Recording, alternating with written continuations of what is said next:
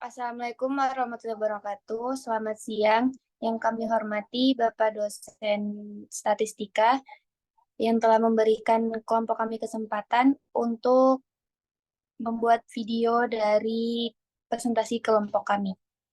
Tugas kami di sini berjudul regresi dan korelasi. Perkenalkan, saya Citra Lestari Rahman dengan NIM 11220195 serta rekan-rekan saya.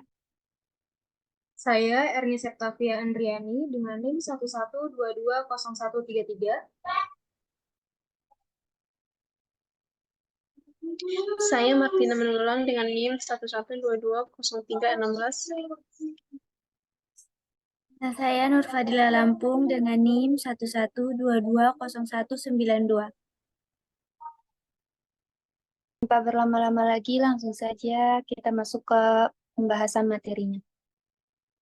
Dari materi kami, yang pertama ada pendahuluan, yang kedua ada pengertian regresi, yang ketiga ada tentang korelasi, dan yang keempat ada analisa data dan contoh kasus. Yang pertama ada pendahuluan. Latar belakang dari materi ini, analisis statistika merupakan landasan penting dalam pengambilan keputusan di berbagai bidang seperti ilmu pengetahuan, ekonomi, bisnis, dan kesehatan. Regresi dan korelasi adalah dua konsep statik utama yang membantu memahami hubungan antara variabel. Regresi digunakan untuk memahami hubungan sebab akibat antara variabel, misalnya bagaimana pendidikan mempengaruhi pendapatan.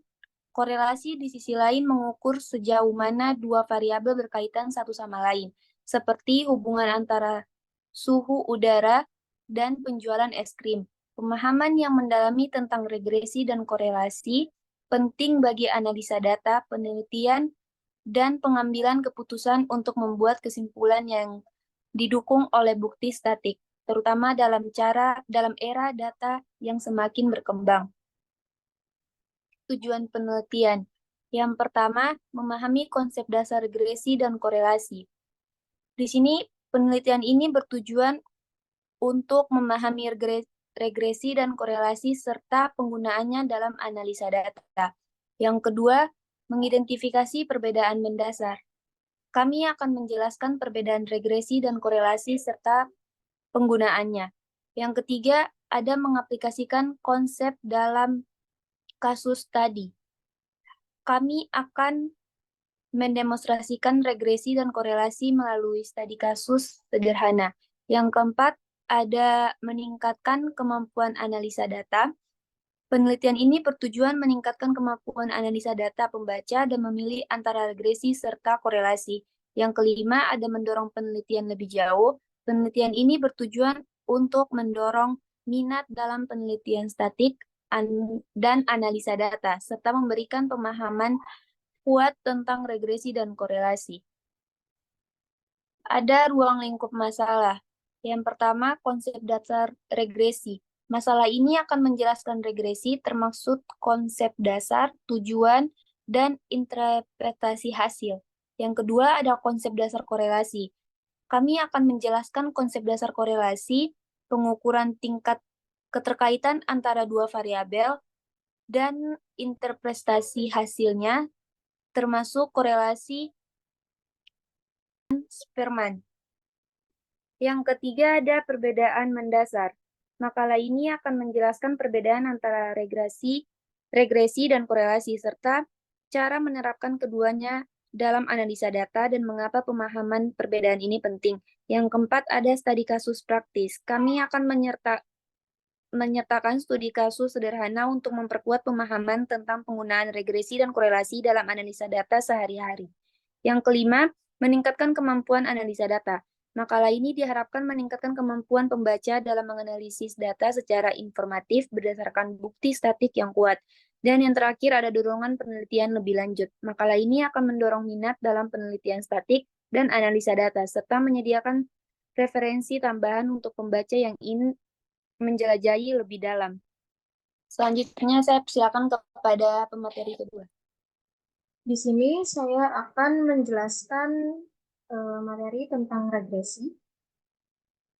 Regresi adalah salah satu teknik analisis statistik yang paling umum digunakan untuk memahami hubungan sebab akibat antara dua atau lebih variabel.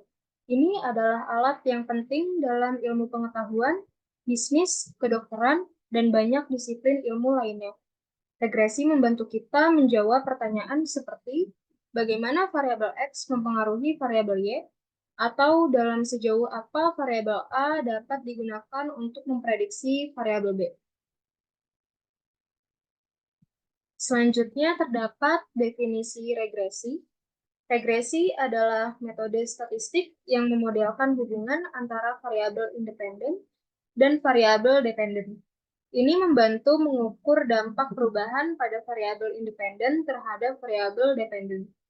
Definisi formalnya adalah regresi adalah proses matematis untuk memprediksi nilai variabel dependen berdasarkan nilai variabel independen.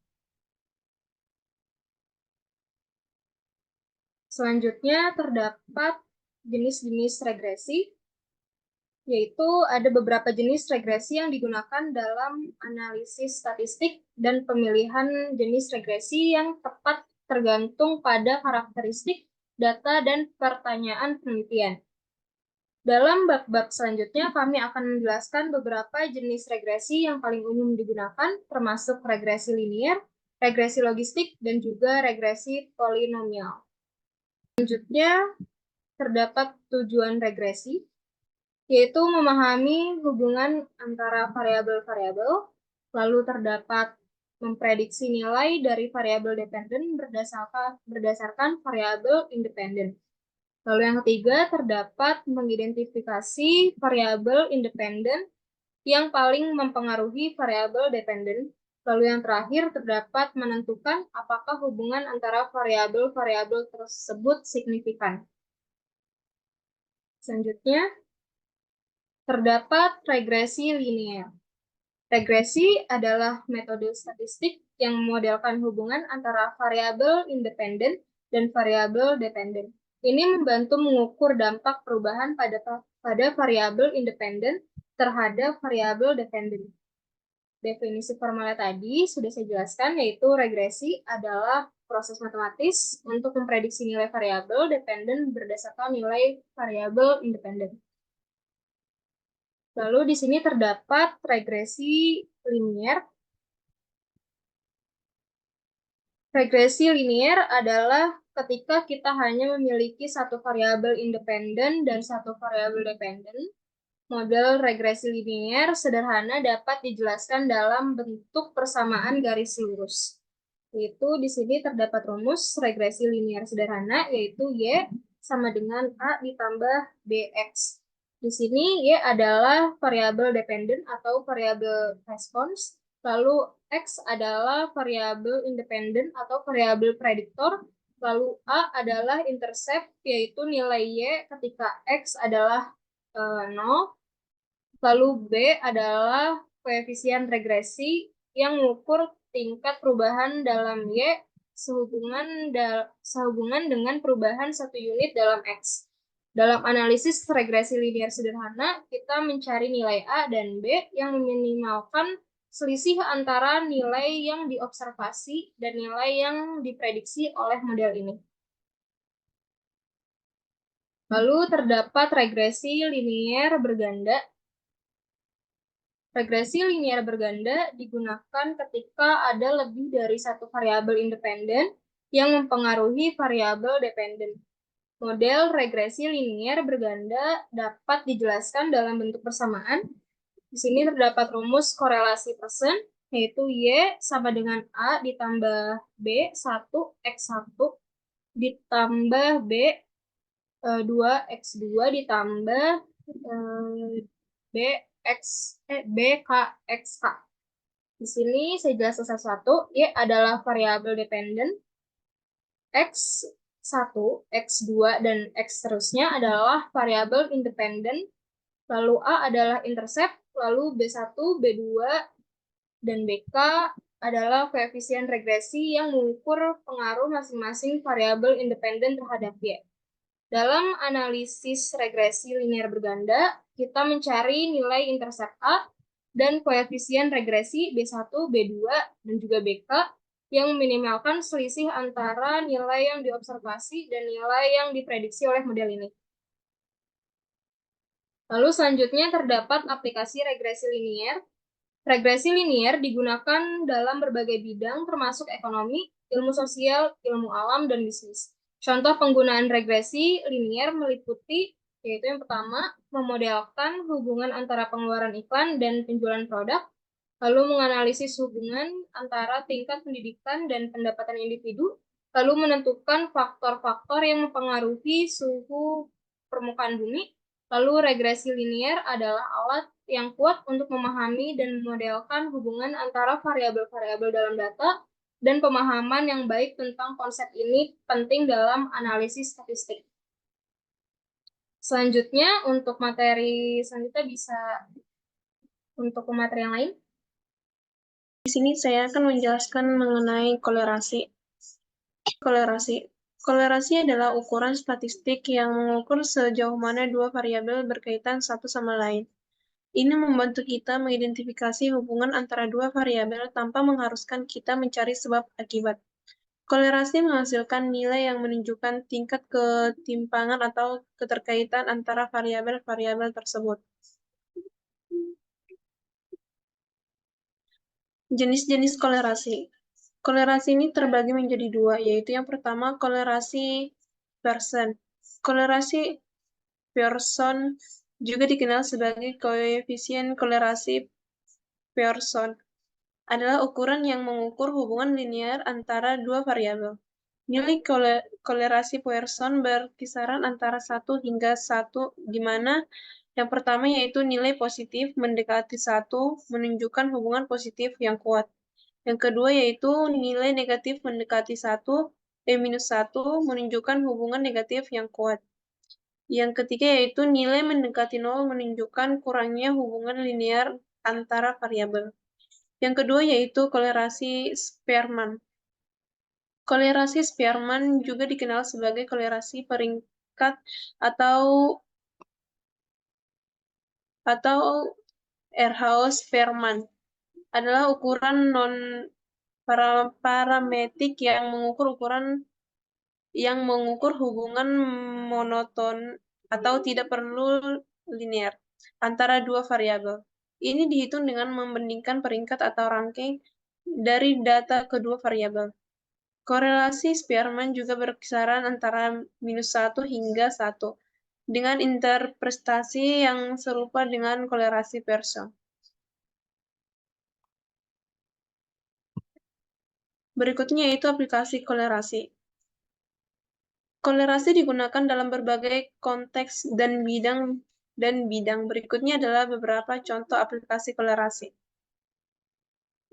Yang pertama yaitu kolerasi dalam ekonomi, di mana dalam ekonomi kita dapat menggunakan kolerasi untuk mengukur hubungan antara faktor-faktor seperti inflasi dan pertumbuhan ekonomi.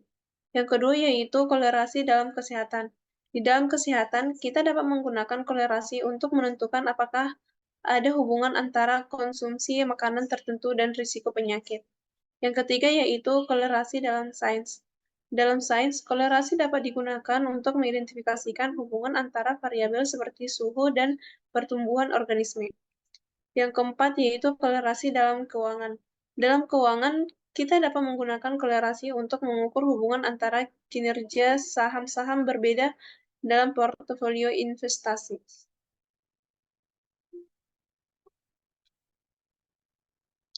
Berikutnya yaitu perbandingan dan perbedaan antara regresi dan kolerasi. Yang pertama yaitu karakteristik regresi.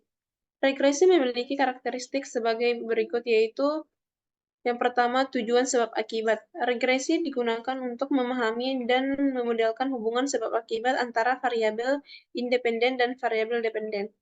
Yang kedua yaitu model linear. Regresi linear berusaha memodelkan hubungan dalam bentuk persamaan garis lurus atau berbentuk matematis lainnya yang linear. Yang ketiga yaitu variabel terikat. dalam regresi atau variabel dependen yang ingin diprediksi atau dimodelkan. Yang keempat yaitu koefisien regresi. Regresi menghasilkan koefisien regresi yang mengukur tingkat perubahan dalam variabel dependen sehubungan dengan perubahan dalam variabel independen. Yang kedua ada sebab akibat dan keterkaitan. Paling mendasar antara regresi dan kolerasi adalah bahwa regresi berfokus pada hubungan sebab akibat, sementara kolerasi berfokus pada keterkaitan. Dalam regresi, kita mencoba menjawab pertanyaan bagaimana variabel A mempengaruhi variabel B. Sementara dalam kolerasi, kita mencoba menjawab pertanyaan sejauh apa variabel A berkaitan dengan variabel B. Yang ketiga yaitu penggunaan praktis. Dalam penggunaan praktis memiliki penggunaan yang berbeda, yaitu yang pertama regresi, di mana regresi digunakan ketika kita ingin memprediksi atau memodelkan nilai variabel dependen berdasarkan nilai variabel independen. Contoh penggunaan regresi termasuk pemodelan pendapatan berdasarkan pendidikan atau prediksi penjualan berdasarkan biaya iklan. Yang kedua yaitu kolerasi. Digunakan ketika kita ingin mengukur tingkat keterkaitan antara atau ketimpangan antara dua variabel tanpa mencari hubungan sebab akibat. Contoh penggunaan kolerasi adalah mengukur hubungan antara tingkat konsumsi kopi dan tingkat produktivitas di tempat kerja.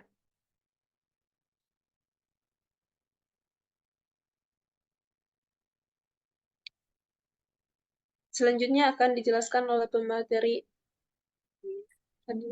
Baik, di sini saya akan menjelaskan tentang analisa data dan contoh kasusnya. Penggunaan regresi dan korelasi dalam analisis data. Regresi dan korelasi adalah alat penting dalam analisis data untuk memahami hubungan antara variabel. Regresi memodelkan hubungan sebab akibat antara variabel independen dan dependen. Contohnya dalam studi bisnis, regresi digunakan untuk memahami bagaimana biaya iklan mempengaruhi penjualan produk. Sedangkan pada korelasi mengukur keterkaitan antara dua variabel tanpa mengasumsikan sebab akibat. Misalnya dalam penelitian medis, korelasi menentukan antara hubungan konsumsi vitamin C dan resiko penyakit tertentu.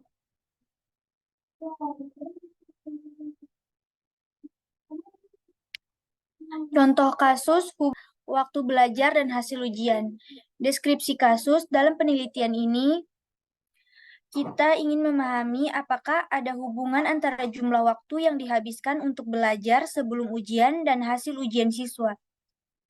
Kita ingin menjawab pertanyaan sejauh apa waktu belajar berkaitan dengan hasil ujian siswa. Tabel di samping merupakan contoh dari studi kasus tersebut. Siswa A menempuh waktu belajar selama 5 jam dengan hasil ujian senilai 80. Sedangkan siswa B menempuh waktu belajar selama 3 jam dengan hasil ujian 65. Siswa C menempuh waktu belajar selama 6 jam dengan hasil ujian 90. Siswa D menempuh waktu belajar selama 4 jam dengan hasil ujian 75. Sedangkan siswa E menempuh waktu belajar selama 7 jam dengan hasil ujian 95.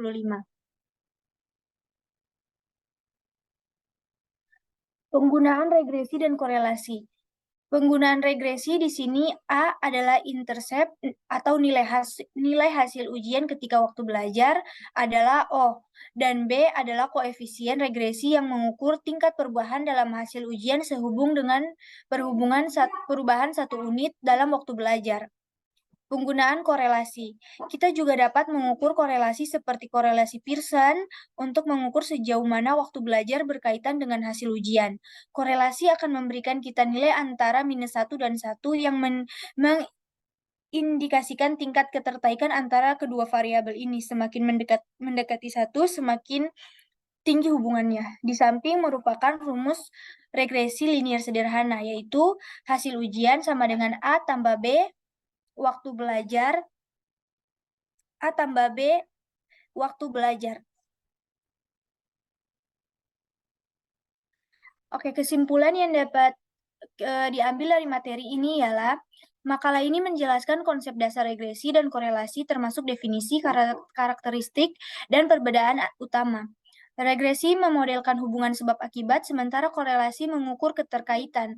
Contoh hubungan waktu belajar dan hasil ujian siswa digunakan untuk ilustrasi. Regresi dan korelasi penting untuk analisis statistik, membantu pengambilan keputusan dan penelitian ilmiah.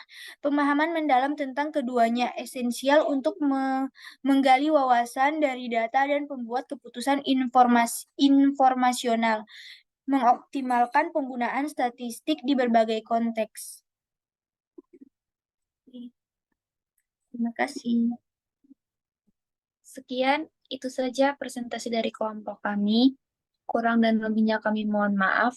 Wabillahi taufiq wal hidayah. Wassalamualaikum warahmatullahi wabarakatuh. Waalaikumsalam warahmatullahi wabarakatuh.